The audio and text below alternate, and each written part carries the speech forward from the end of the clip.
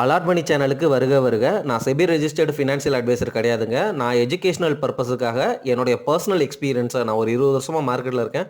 அதை தான் உங்கள்கிட்ட ஷேர் பண்ணுறேன். நீங்கள் எந்த முடிவு எடுக்கிறதா இருந்தாலும் உங்கள் நிதி ஆலோசகரை அணுகி அதுக்கப்புறம் பணத்தை போடுறதை பற்றி முடிவு பண்ணுங்கள். நன்றி. அலாட் மணி சேனலுக்கு வருக வருக. இந்த சேனலுக்கு இன்னும் நீங்கள் சப்ஸ்கிரைப் பண்ணலைன்னா தயவு செஞ்சு சப்ஸ்கிரைப் பண்ணிக்கோங்க. பெல் பட்டனையும் கிளிக் பண்ணிக்கோங்க.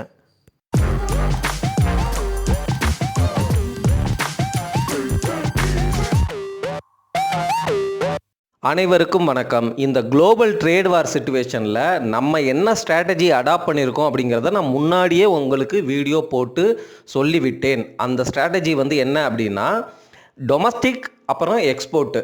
டொமஸ்டிக் ட்ரம்பினுடைய டேரிஃப்னாலேயோ அந்த ட்ரேடில் போடுற அந்த டாக்ஸேஷன் இந்த டேரிஃப் இஷ்யூனால் இந்த டொமஸ்டிக் கன்சம்ஷன் ரிலேட்டடாக இருக்கிற செக்டர் எல்லாம் நமக்கு பெருசாக இம்பேக்ட் ஆகாது. அதில் க்ரோத்து தான் இருக்கும். இந்தியாவுடைய ஜிடிபிங்கிறது இந்த எக்ஸ்போர்ட்னால 1 to 1.5% தான் உங்களுக்கு மேக்ஸிமம் இம்பேக்ட் ஆக வாய்ப்பு இருக்குது. அப்படியே பார்த்தாலும் நம்மளுடைய ஜிடிபி 6% ரொம்ப ஈஸியாக க்ரோ ஆயிரும்.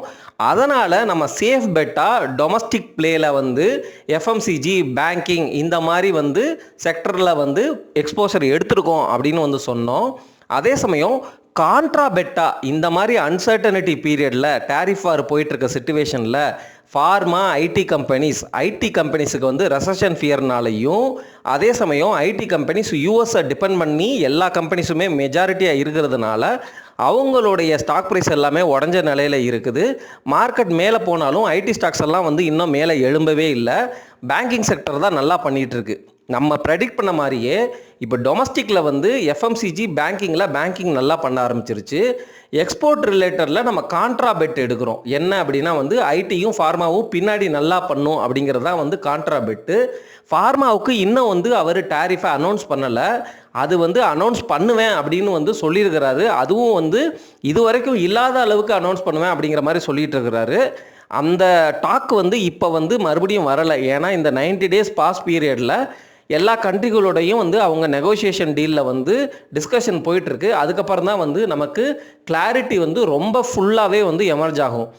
ஆனால் இப்போது நான் ரெக்கார்ட் பண்ணிட்டு இருக்கிறது 23 ஏப்ரல் நினைக்கிறேன். 23 ஏப்ரல் மார்க்கெட் ஹவர்ஸ் முடிஞ்சதுக்கப்புறம் ரெக்கார்ட் பண்ணிகிட்டு இருக்கிறேன். இன்றைக்கி தேதிக்கு பார்த்தீங்க அப்படின்னா மார்க்கெட் ஏன் மேலே போகுது அப்படின்னா ட்ரம்ப் என்ன தான் டேரிஃப் இம்ப்ளிமெண்ட் பண்ணாலும் சைனா வியட்நாம் இந்த மாதிரி கண்ட்ரிகளோட கம்பேர் பண்ணும் பொழுது நம்மளுடைய டேரிஃபுங்கிறது கம்மியாக இருக்கிறதுனால நம்மளுடைய எக்ஸ்போர்ட் பெருசாக இம்பேக்ட் ஆகாது அப்படிங்கிற பாயிண்ட் ஆஃப் வியூவில் தான் மார்க்கெட் இன்னமும் பாசிட்டிவாக இருக்குது. சரிங்களா? இதுதான் நம்ம இது வரைக்கும் பேசின விஷயங்கள். இது எல்லாமே இப்போ வரைக்கும் நான் பேசின விஷயங்கள் எல்லாமே உங்களுக்கு முன்னாடியே வீடியோ போட்டுட்டேன். இதன் அடிப்படையில் நீங்கள் உங்களுடைய எக்ஸ்போஷரை எடுத்துருந்தீங்கன்னா கண்டிப்பாக ப்ராஃபிட்டில் தான் இருப்பீங்க. இது எல்லாமே நான் ஃபாலோ பண்ண ஸ்ட்ராட்டஜிஸும் கூட. இதை முன்னாடியே உங்களுக்கு அட்வான்ஸாக சொல்லிட்டேன் அப்படிங்கிறத சொல்லிவிட்டு இந்த வீடியோ பதிவில் நான் ஷேர் பண்ண வேண்டிய முக்கியமான விஷயங்கள் என்ன விஷயங்கள் அப்படின்னா இப்போ எஃப்எம்சிஜி செக்டரில் நீங்கள் புரிஞ்சிக்க வேண்டிய சில முக்கியமான விஷயங்கள் இருக்குது. இது வரைக்கும் எஃப்எம்சிஜி செக்டரில் ஸ்டாக்ஸ் எல்லாமே பெருசாக மேலே ஏறலை. ஏன்னா அவங்களால சேல்ஸ் க்ரோத்தை காட்ட முடியலை. எஃப்எம்சிஜி செக்டர் எல்லாமே ஒரு டிகேடாக, அதாவது 10-15 வருஷமாக ஹை பிஇ 50 பிஇ 60 பிஇ அப்படிங்கிற ரேஞ்சில் ட்ரேட் ஆகிட்டு இருக்கிறாங்க. எஃப்எம்சிஜி ஸ்டாக்ஸ் எல்லாமே எப்பொழுதுமே காஸ்ட்லியாக தான் இருந்துக்கிட்டு இருக்குது. நம்ம காஸ்ட்லியாக இருந்தாலும் பரவாயில்ல, ஹிஸ்டாரிக்கலாக காஸ்ட்லியாக தான் இருந்திருக்கிறாங்க. ஸோ ஓரளவு கரெக்டானா நம்ம அதை போய் பிடிச்சோம். இப்போது எஃப்எம்சிஜி செக்டரில் ஏன் பிடிச்சோம் அப்படிங்கிறதுக்கான காரணம் பார்த்தீங்க அப்படின்னா இந்த வருஷம் இந்த டேக்ஸ் கட்டுனால மக்கள் கையில் கொஞ்சம் காசு எக்ஸ்ட்ரா போகும். அது இந்த எஃப்எம்சிஜி கன்சம்ஷனுக்கு ஒரு போர்ஷன் வரும் அப்படிங்கிற ஆஸ்பெக்ட். ப்ளஸ் மான்சூன்லாம் நல்லா இருக்குது அப்படிங்கிறதுனால மறுபடியும் எஃப்எம்சிஜி செக்டர் பிக்கப் ஆகும் அப்படிங்கிற மாதிரி ஆஸ்பெக்டில் தான் நம்ம போயிட்டுருக்கோம். ஆனால் நான் சொல்ல வர வேண்டிய முக்கியமான விஷயம் இந்த வீடியோ பதிவில் எஃப்எம்சிஜி செக்டரில் எப்பொழுதுமே ஒரு ரிஸ்க் இருந்துக்கிட்டே இருக்குது. அந்த ரிஸ்க் என்ன அப்படின்னா அவங்களுடைய சேல்ஸ் க்ரோத்து பயங்கரமாக காட்ட முடியல அப்படிங்கிறதுக்கு காரணம் மக்கள் கையில் காசு இல்லை அப்படிங்கிற பாயிண்ட் ஆஃப் வியூ இருந்தாலும் எஃப்எம்சிஜிங்கிறது என்னங்க, ஊறுகாய் சாதாரண என்னது வாஷிங் பவுடரு இந்த மாதிரி எல்லாமே வீட்டுக்கு தேவையான ஹவுஸ் ஹோல்டு ஐட்டம்ஸ் இது எல்லாமே வந்து பெரிய பெரிய கம்பெனிகள் பெரிய பெரிய கெப்பாசிட்டியில் பிளான்ட் போட்டு பண்ணணும்லாம் அவசியம் கிடையாது. டொமஸ்டிக்காக யார் வேணாலும் பண்ணலாம். கரெக்டுங்களா? தோசை மாவு நீங்கள் வந்து பேக்கெட்டில் போட்டு பண்ணாலும் சரி, வீட்டில் இருக்கிறவங்க நம்ம வந்து அரைச்சி பக்கத்தில் விற்றாலும் சரி. ஸோ பாயிண்ட் வந்து நான் என்ன சொல்ல வர்றேன் அப்படின்னா, டொமஸ்டிக்காக நம்மளுடைய ரீட்டெயில் நம்ம மக்களே வந்து அங்கங்கே வந்து ஊறுகாய் போடுறது இந்த மாதிரி எஃப்எம்சிஜி செக்டரில் உள்ள மார்க்கெட் ஷேரை அங்கங்கே குட்டி குட்டியாக வந்து சாப்பிட்டுட்டு இருக்கிறாங்க. அதனால தான் வந்து பெரிய கம்பெனிகளுக்கு பெருசாக வந்து சேல்ஸ் ஆகலை அப்படிங்கிற உண்மையை புரிஞ்சுக்கங்க. இது வந்து திரும்புமா அப்படிங்கிறது, அதாவது என்னென்னா மக்கள் கையில் காசு என்ன தான் வந்தாலும் அவங்க இந்த ஐடிசி அப்படிங்கிற ஊறுகாய்க்கு பதிலாக சரிங்களா பாண்டியன் அப்படிங்கிற ஊறுகாயை வந்து வாங்கிட்டு இருக்கிறோம். இப்போ பாண்டியன்கிற ஊறுகாயை ஒட்டுட்டு காசு எக்ஸ்ட்ரா வர்றதுனால ஐடிசி ஊறுகாய் வாங்குவாங்களா அப்படிங்கிறதான் கேள்வி. எனக்கு தெரிஞ்சு எங்கே நல்லா இருக்குதோ அதை வாங்கிக்குவாங்க. நம்ம வந்து எப்பொழுதுமே வந்து இந்த எஃப்எம்சிஜி பொறுத்தளவில் இந்த லோக்கல் மார்க்கெட் பிளேயர்ஸ் வந்து நிறையா மார்க்கெட் ஷேரை வந்து எடுத்துட்டாங்க எஃப்எம்சிஜி செக்டர்லேருந்து. அது வந்து அவங்களுக்கு ஒரு நெகட்டிவ் பாயிண்ட்டாக இருக்குது. இந்த பாயிண்ட்டை வச்சு ஒருவேளை ஐடிசி ஷேரை எப்படி கோவிட் டைமில் வந்து 2021-22 வரைக்குமே வந்து அது ஒரு சிகரெட் கம்பெனி இஎஸ்ஜி நாமு அப்படின்னு சொல்லிட்டு அடித்து கீழே இறக்குனாங்களோ, அதே மாதிரி எஃப்எம்சிஜி செக்டருக்கும் ஒரு காலம் வரலாம், ஒரு பீரியட் வரலாம். அதில் வந்து பிஇ வந்து ரீரேட் ஆகி 20 அப்படிங்கிற ரேஞ்சுக்கெல்லாம் வந்துச்சு அப்படின்னா அப்போ வந்து எஃப்எம்சிஜியை பிடிச்சிக்கலாம். அதுதான் வந்து பெர்ஃபெக்ட் ஸ்ட்ராட்டஜி. நான் இந்த வீடியோ பதிவில் சொல்கிறது வந்து என்ன அப்படின்னா, எஃப்எம்சிஜி செக்டருக்கு இந்த ரிஸ்க் இருக்குது அப்படிங்கிறத வந்து நீங்கள் உணர்ந்து கொள்ளுங்கள். அதே சமயம் எஃப்எம்சிஜி செக்டர் வந்து ஒரு டிஃபென்சிவ் செக்டர். சப்போஸ் வந்து நாளைக்கு ட்ரம்ப்பினுடைய டேரிஃப்னாலேயோ அல்லது யூஎஸ் ரெசஷன் ஃபியர்னாலேயோ நம்மளுடைய மார்க்கெட் உடஞ்சி கீழே இறங்குச்சு அப்படின்னா மக்கள் எல்லாருமே காசை வந்து எஃப்எம்சிஜி செக்டரில் உள்ள ஸ்டாக்குக்கு தான் மூவ் பண்ணுவாங்க. எந்த ஒரு கிரைசிஸ் வந்தாலுமே வந்து எஃப்எம்சிஜி செக்டருங்கிறது டிஃபென்சிவ் செக்டருங்கிறதுனால அங்கே ஒரு ஃப்ளோ வந்து கண்டிப்பாக வந்து காசு போகும். அதனால் வந்து அந்த ஸ்டாக்கினுடைய விலை வந்து அப்போ உங்களுடைய போர்ட்ஃபோலியோவில் ஸ்டெபிலிட்டி கொண்டு வரும். ஸோ இந்த ஆங்கிளை வந்து நீங்கள் புரிஞ்சுக்கிட்டு இதன் அடிப்படையில் உங்களுடைய போர்ட்ஃபோலியோவை அலைன் பண்ணிக்கங்க அப்படிங்கிற பாயிண்ட்டு தான் நான் சொல்ல வர்றேங்க. எஃப்எம்சிஜி செக்டர் போலவே கன்சியூமர் டிஸ்க்ரிஷனரி அப்படின்னு சொல்லப்படுற இந்த ஏசி, வாஷிங் மிஷினு, ஃப்ரிட்ஜு இந்த மாதிரி செக்டரோடைய ஸ்டாக்ஸும் நீங்கள் எடுத்து பார்த்தீங்கன்னா 50 PE 60 PE ரொம்ப வருஷமாகவே அவங்க அப்படி தான் இருக்கிறாங்க. அதுலேயும் நம்ம வந்து கொஞ்சம் எக்ஸ்போசர் எடுத்து வச்சுருக்கிறோம். சரிங்களா? இந்த இடத்துல வந்து நம்ம உணர்ந்து கொள்ள வேண்டிய விஷயம் வந்து என்ன அப்படின்னா, இந்த கன்சியூமர் டிஸ்க்ரிஷனரிக்கும் பார்த்தீங்கன்னு வச்சுக்கோங்களேன், லோக்கல் பிளேயர்ஸ் வந்து என்ன சொல்கிறாங்க, நான் உனக்கு 3000 ரூபாய்க்கு வந்து வாஷிங் மிஷின் தர்றேன், 3000 ரூபாய்க்கு ஹீட்ரு தர்றேன். அந்த மாதிரி பார்த்தீங்கன்னா அவங்களும் வந்து இந்த ஏரியாவில் வந்து மார்க்கெட் ஷேரை சாப்பிட்றாங்க அப்படிங்கிற விஷயத்தை புரிஞ்சுக்கங்க. அதே சமயம் இந்தியா அப்படிங்கிறது மிகப்பெரிய கன்சியூமர் மார்க்கெட்டுங்க. நம்ம நாட்டில் வந்து இன்ஃப்ளேஷன் குறைஞ்சது வந்து 7% இருக்குது. ரியாலிட்டியில் ஆர்பிஐ சொல்கிற நம்பரை விட நம்மளுக்கு ரியல் இன்ஃப்ளேஷனுங்கிறது ஹையாக தான் இருக்கும். ஸோ நம்ம மார்க்கெட்டில் கன்சம்ஷன் இருக்குது, டிமாண்டு நிறையா இருக்குது. அதனால் எஃப்எம்சிஜி கம்பெனிஸுடைய ஸ்டாக் ப்ரைஸ் வந்து இந்த இன்ஃப்ளேஷன்னாலையும் இந்த டிமாண்டு எக்ஸ்பான்ஷன்னாலையும் கண்டிப்பாக வந்து க்ரோத் இருக்க தான் செய்யும். புரியுதுங்களா? க்ரோத் இருக்க தான் செய்யும். ஆனால் நம்ம எதிர்பார்க்குற அளவுக்கு அந்த ஃபாஸ்ட் க்ரோத்து இந்த வேல்யூவேஷனில் கொடுக்க முடியுமா அப்படிங்கிற ஒரு கொஸ்டின் மார்க் இருக்குது. அதனுடைய ரிஸ்கையும் வந்து நான் முன்னாடியே சொல்லிட்டேன்.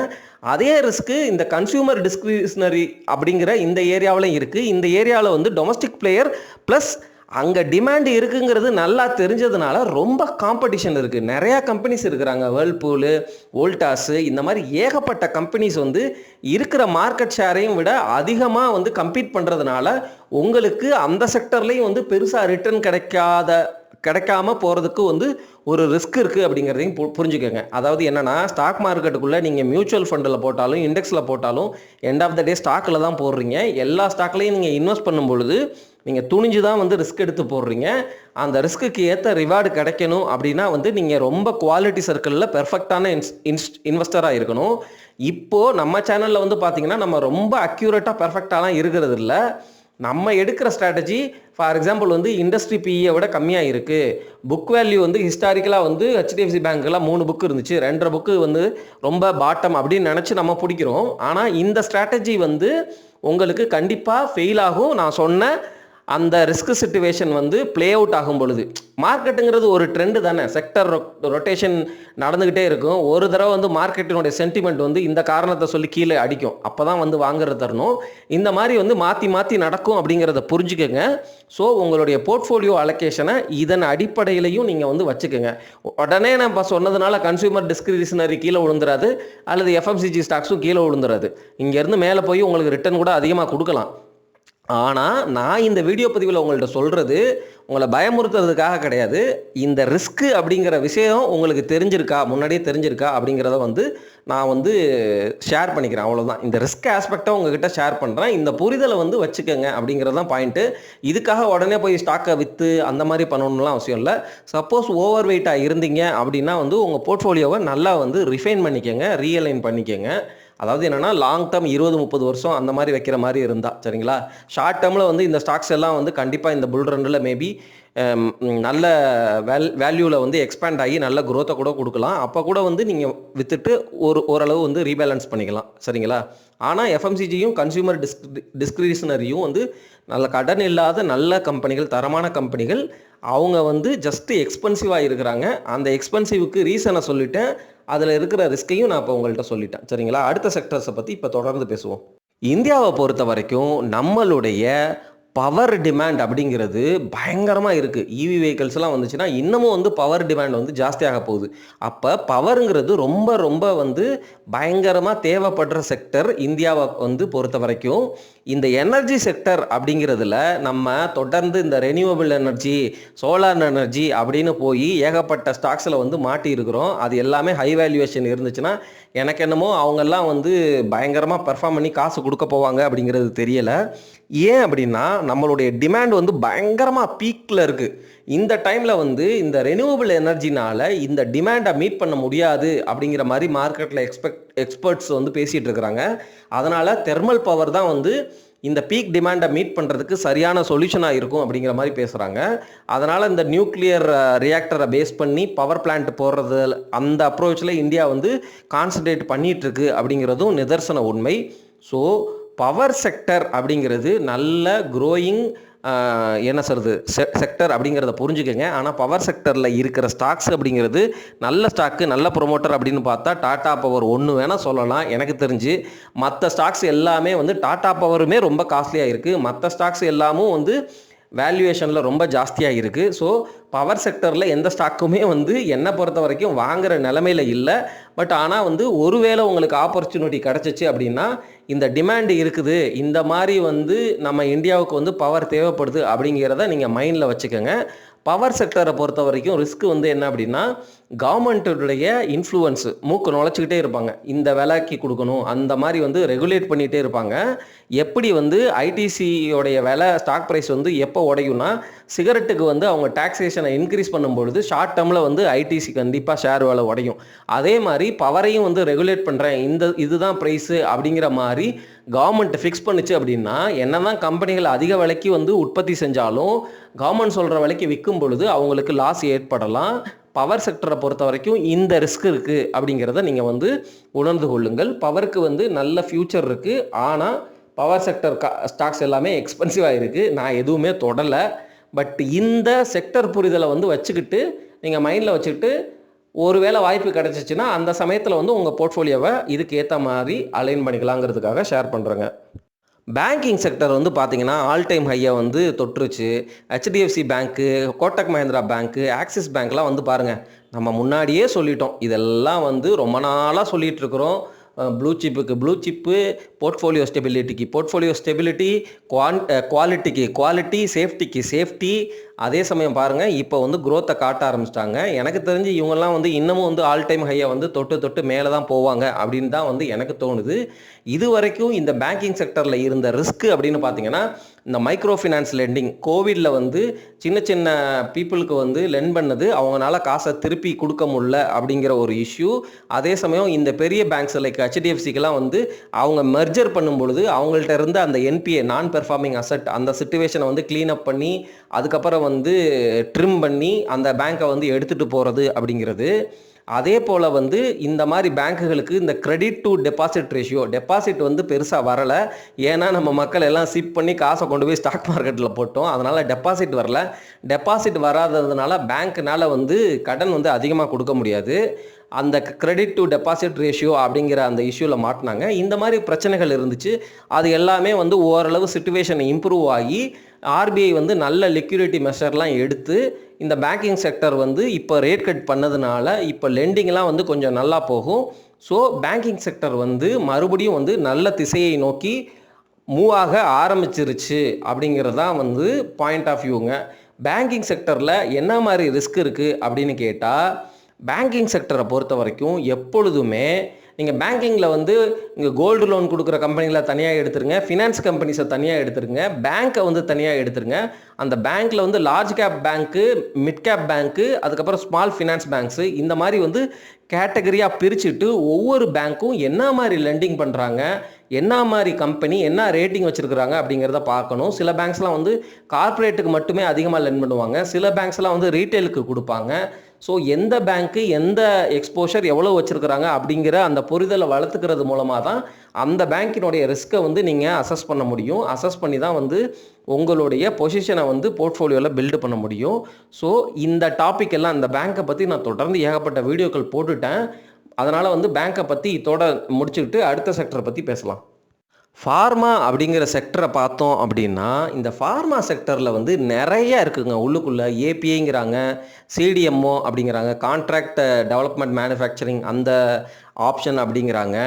ஸோ இதில் வந்து என்னென்னா, நீங்கள் முதல்ல ஃபார்மா செக்டருக்குள்ள மருந்துகள் விற்கிற company, API, CDMO, generic pharmaceutical, hospital run பண்ண கம்பெனி, ரிசர்ச் பண்ணுற கம்பெனி, இந்த மாதிரி பல கேட்டகரிஸ் இருக்குது. அதில் ஒவ்வொரு கம்பெனியும் என்ன மாதிரி பிஸ்னஸ்ஸு, எவ்வளவு வந்து மார்க்கெட் ஷேர் வச்சுருக்குறாங்க, வேக்சின் கொடுக்குறாங்களா, இந்த மாதிரி புரிதலை நீங்கள் வளர்த்துக்கிறது மூலமாக அந்தந்த செக்டரில் எந்த கம்பெனி வந்து டாமினன்ட் பிளேயர் அப்படிங்கிறத வந்து நம்ம வந்து புரிஞ்சிக்க முடியும். உதாரணமாக நாட்கோ அப்படின்னு பார்த்தீங்கன்னா, எல்லாரும் பண்ணுற மாதிரி அந்த விஷயங்களை வந்து பண்ண மாட்டாங்க. இந்த கேன்சர் அப்படிங்கிற அந்த காம்ப்ளெக்ஸான நிஷ்ஷான விஷயத்தில் அவங்க ஆல்ரெடி இருக்கிற பேட்டண்ட்டை ஜென்ரிக் வெர்ஷனாக மாற்றி கோர்ட்டில் போயிட்டு மக்களுடைய நன்மைக்கு அப்படிங்கிற மாதிரி ஆர்கியூ பண்ணி அதில் சக்ஸஸ் கிடச்சிச்சின்னா அந்த ப்ராடக்டை வந்து சீப்பான விலைக்கு விற்று அது மூலமாக வந்து அவங்க எடுக்கிறது ஹை ரிஸ்க்கு எடுத்து அது மூலமாக வந்து பிஸ்னஸ் பண்ணிகிட்ருக்குறாங்க. சரிங்களா?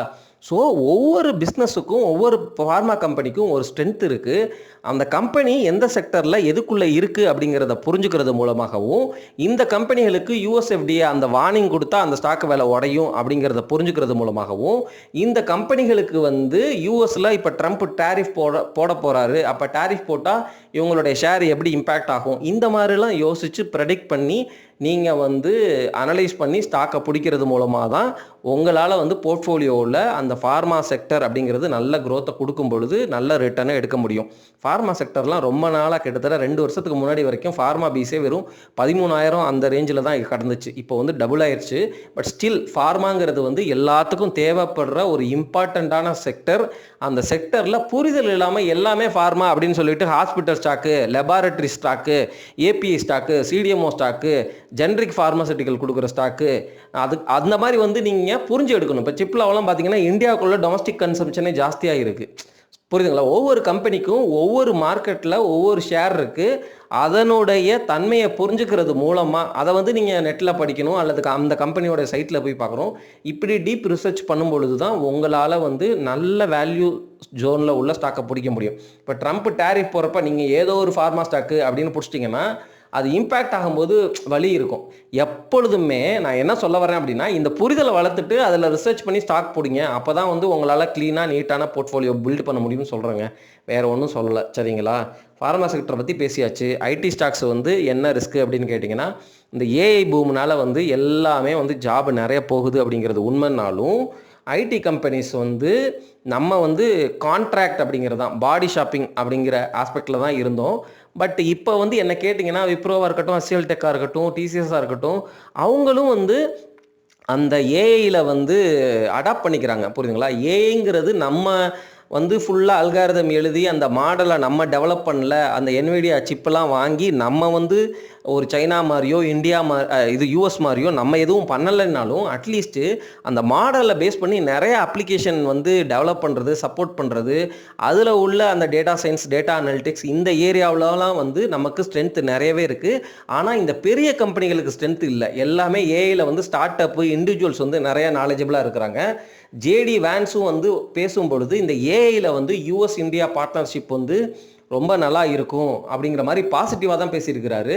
ஐடி செக்டருக்கு இது வரைக்கும் டேரிஃப் இல்லை. ரெசஷன் ஃபியர்னாலையும் இந்த ஏஐ ஃபியர்னாலையும் தான் ஐடி ஸ்டாக்ஸ் எல்லாமே கீழே போகுது. என்ன கேட்டால் கீழே போக போக அக்குமுலேட் பண்ணுற ஜோனில் தான் வந்து நான் ஐடி ஸ்டாக்ஸை வந்து நினச்சிட்டு இருக்கிறேங்க. கண்டிப்பாக வந்து அவங்க திருப்பி எந்திரிச்சு வருவாங்க. அதுக்கு வந்து சில வருஷங்கள் கூட ஆகலாம். சரிங்களா? அந்த அளவுக்கு பொறுமை இருந்தால் நீங்கள் ஐடி ஸ்டாக்கை வந்து தொடுங்க. இல்லாட்டி இந்த ரிஸ்க்கை புரிஞ்சுக்கங்க. ஆனந்த் ஸ்ரீனிவாசன் சாரெல்லாம் வந்து இப்போ பார்த்தீங்கன்னு வச்சுக்கோங்களேன், ரீசெண்ட் வீடியோஸில் ஐடியை தொடாத அப்படிங்கிற மாதிரி ரொம்ப ஸ்ட்ராங்காக வந்து 3-4 வீடியோக்களில் பேசியிருக்கிறாரு. அதையும் நான் உங்கள்கிட்ட சொல்லிட்டேன். ஆனால் ஐடியில் எக்ஸ்போசர் எடுக்கிறது கான்ட்ராபெட்டுன்னு நான் உங்கள்கிட்ட சொல்லிட்டேன். ஐடியும் ஃபார்மாவும் இம்பேக்ட் ஆனாலும் அதுக்கு எனக்கு கான்ட்ராபெட்டு. எஃப்எம்சிஜியில் வந்து ரிஸ்க் இருந்தாலும் எஃப்எம்சிஜி என்னுடைய டொமஸ்டிக் பெட்டு, பேங்க்கு என்னுடைய டொமஸ்டிக் பெட்டு. ஆட்டோமொபைல்ஸ் அப்படின்னு பார்க்கும்பொழுது கண்டிப்பாக வந்து இந்த டேக்ஸ் கட்னால வந்து பேசஞ்சர் வெஹிக்கிள் வந்து ஓரளவு நல்லா சேல் ஆகலாம். ஆனால் அந்த காசு வர்றதுனால பேசஞ்சர் வெஹிக்கிள் வந்து நல்லா சேல் ஆக போகுது அப்படின்னு சொல்லிட்டு மாருதி, டாடா மோட்டார்ஸை நீங்கள் ஹை வேல்யூவேஷனில் பிடிச்சிங்கனாலும் அடி வாங்குவோம்.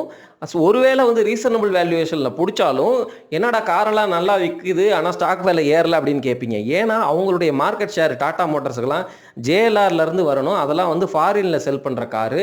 டாடா மோட்டார்ஸ்குள்ளே கமர்ஷியல் டிவிஷன் வேறு இருக்குது. அது வந்து லாஸில் போயிட்டுருக்கு.